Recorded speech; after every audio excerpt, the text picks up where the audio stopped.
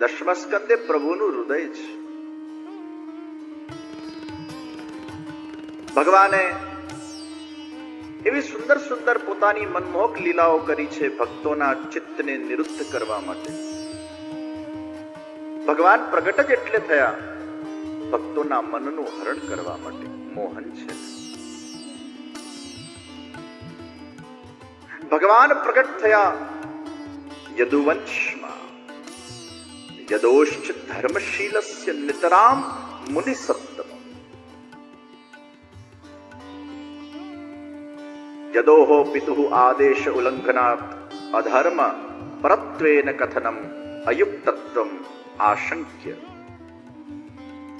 શ્રી મહાપ્રભુજી આજ્ઞા કરે કે યદુ રાજાને ધર્મશીલ એટલે કહેવામાં આવ્યા અને એ ધર્મશીલ યદુ રાજાના ત્યાં ભગવાન એટલે પ્રગટ થયા કારણ કે જ્યાં ધર્મ છે ત્યાં કૃષ્ણ છે.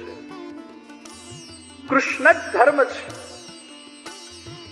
અને ધર્મશીલ એવા યદુ જેમને પોતાના પિતાની અધર્મયુક્ત આજ્ઞાનું ઉલ્લંઘન કર્યું. કેમ? કારણ કે પિતાને ભોગ ભોગવવા માટે યુવાની જોઈતી હતી અને યદુએ ના પાડી.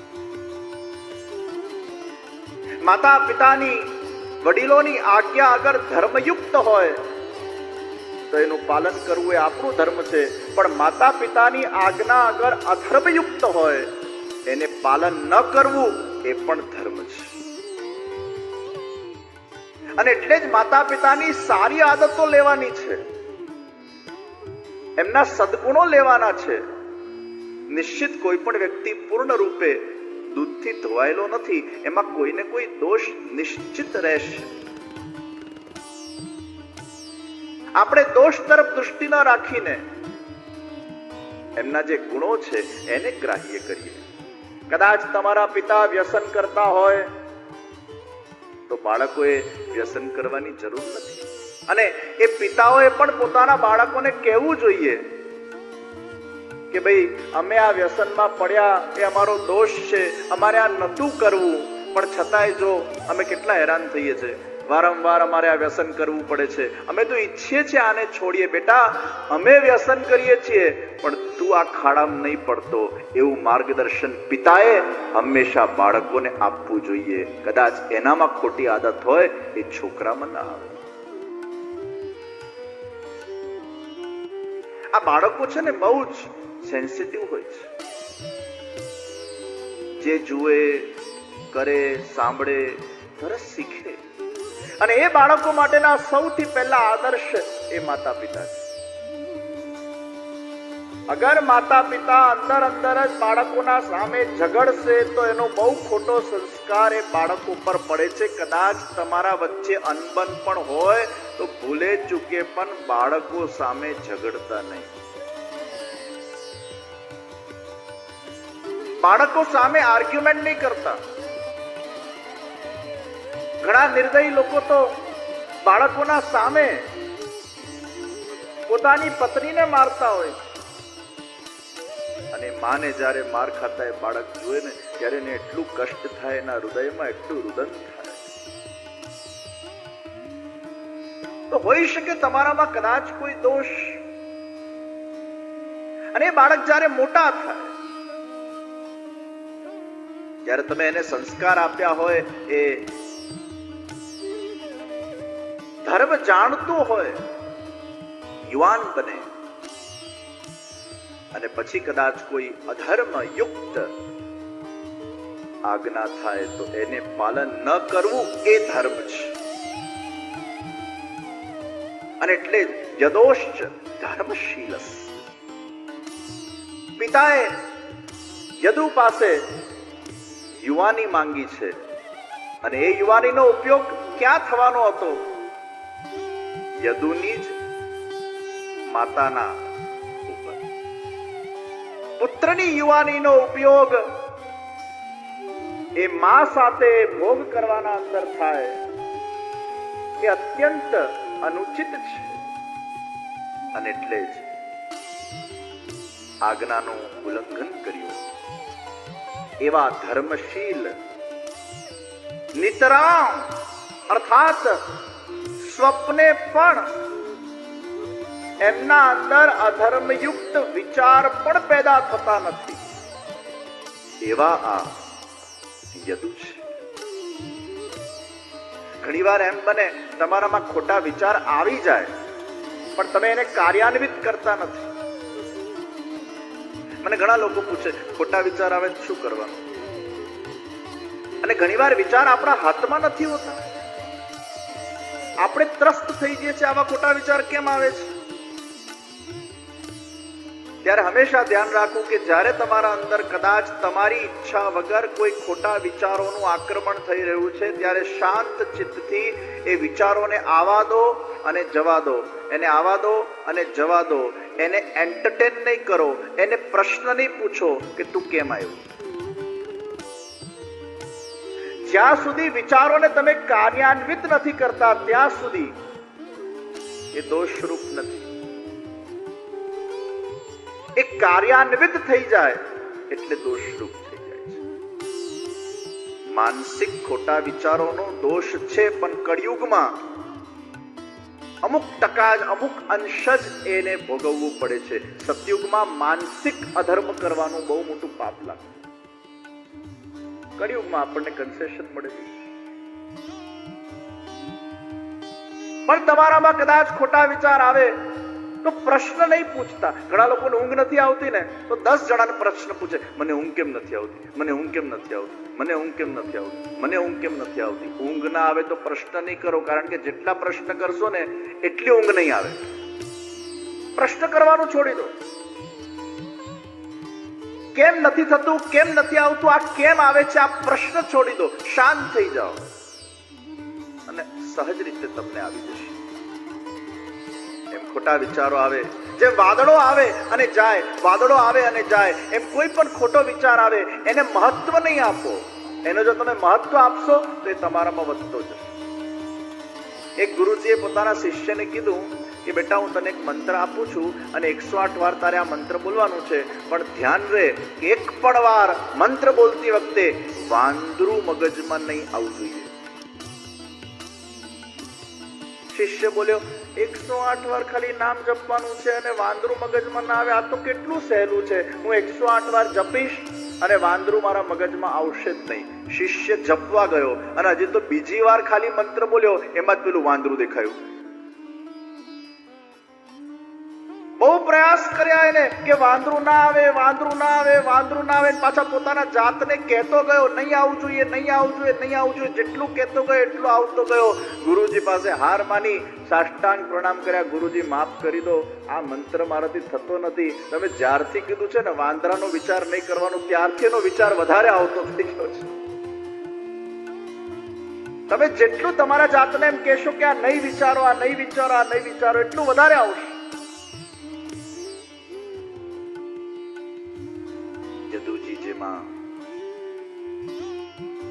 કોઈ પણ પ્રકારનો ખોટો વિચાર નથી.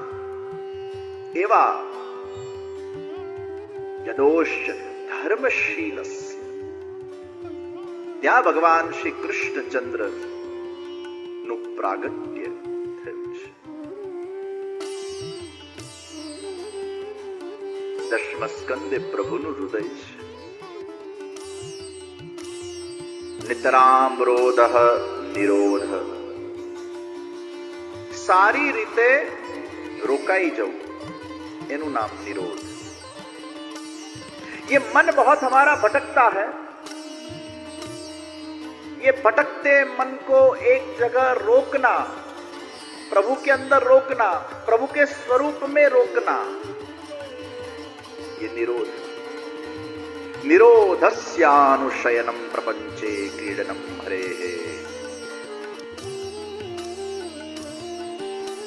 જ્યારે આપણું મન એક જગ્યાએ રોકાઈ જાય છે અને બધા જ પ્રકારના પ્રપંચમાંથી એની વિસ્મૃતિ થઈ જાય, પ્રપંચ વિસ્મૃતિપૂર્વક એનું ચિત્ત સંપૂર્ણ રીતે જ્યારે પ્રભુના અંદર તલ્લીન થઈ જાય છે, જોડાઈ જાય છે અને એનું હૃદય એ ભગવાનના લીલા કરવા માટેની અનુકૂળ સ્થિતિ થઈ જાય છે,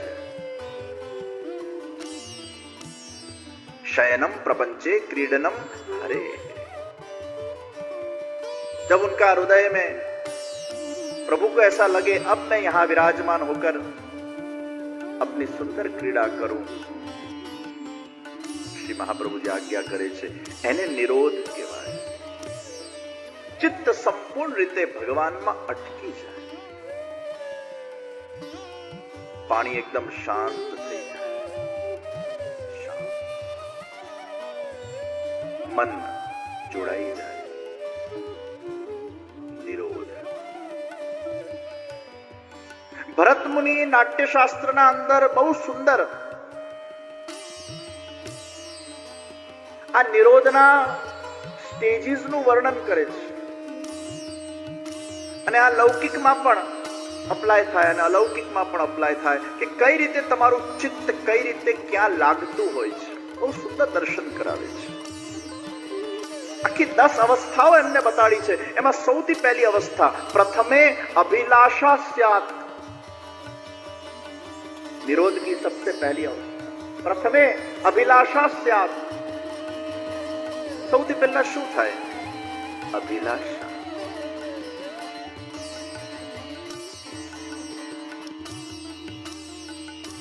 બીજા નંબરે દ્વિતીય ચિંતનમ ભવેત। તમને જેની અભિલાષા છે એનું ચિંતન થશે, તમને જે જોઈએ છે એનું ચિંતન થશે।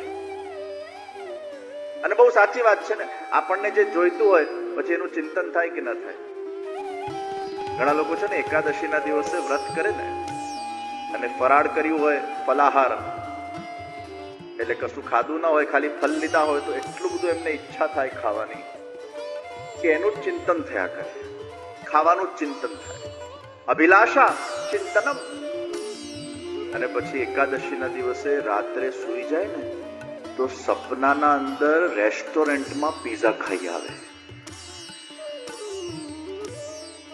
કારણ કે આખો દિવસ એનું જ ચિંતન થયું। તો પ્રથમે અભિલાષા, દ્વિતીય ચિંતનમ ભવેત। જેની અભિલાષા થશે એનું ચિંતન થશે। અને ત્રીજી સ્થિતિ અનુસ્મૃતિ, પાછળ જવું। એટલે ભગવાનનું નામ શું છે? માખણ ચોર, ચિત્ત ચોર। આપણું ચિત્ત એના પાછળ પાછળ જાય। તમને જેની અભિલાષા હશે એનું ચિંતન થશે અને જેનું ચિંતન વધતું જશે પછી તમારું ચિત્ત તમારા હાથમાં નહીં રહે, એની ચોરી થઈ જશે। અને એટલે જ કહેવાય છે ને ચિત્ત ચોર। ये मन अब मेरे पास नहीं है, अब वो मन तुम्हारा हो गया है और अब केवल तुम्हारे सिवाय और कुछ मुझे सूझता नहीं है। એના પાછળ પાછળ મન જાય। કોઈ મળે તો પણ તમને એ જ દેખાય। અને એટલે લૌકિકના અંદર કોઈ કે ગાયું, આંખોं को भी ले डूबेगा दिल का पागलपन, जो मिलता है उसका चेहरा तुझसा लगता है। એના મનમાં એટલું બધું પ્રેમ પ્રગટ થઈ જાય કે પછી એને જે મળે એમાં એને એના જ દર્શન થાય, કારણ કે ચિત્ત હવે ચોરાઈ ગયું છે। चित्त चोर, माखन चोर। चौथी स्थिति चतुर्थे गुण कीर्तनम। જ્યાં તમારું ચિત્ત જશે, જ્યાં તમારું મન જશે, તમને એના ગુણો ગાવાની ઈચ્છા થશે। જો વખાણ છે ને, એક કોઈને સારું લગાડવા તમે કરો અને એક તમારું હૃદય એટલું બધું એના માટે પ્રેમથી ભીંજાઈ ગયેલું છે કે એને સારું લગાડવા નહીં પણ તમને સારું લાગે છે એટલે તમે એના ગુણગાન કરો છો। તમને સારું લાગે છે એટલે તમે એના માટે બે શબ્દો બોલો છો, કારણ કે તમને એના માટે પ્રેમ છે। બીજાને ખુશ કરવામાં આવે એનું નામ વખાણ છે, પણ તમને જેનાથી ખુશી મળે ને તમે કરો એનું નામ ગુણગાન છે। બીજો ખુશ થાય, આ તો बुद्धि નો विचार है।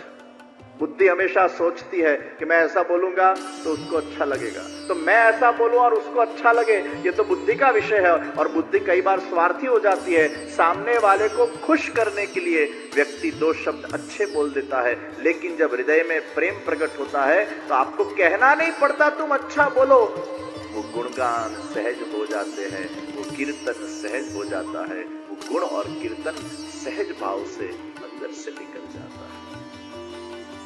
અને બહુ સાચી વાત છે, તમને જેના અંદર પ્રેમ હશે, અહોભાવ હશે, આદર હશે, શ્રદ્ધા હશે, એના ગુણ ગાવા એ તમને ગમશે,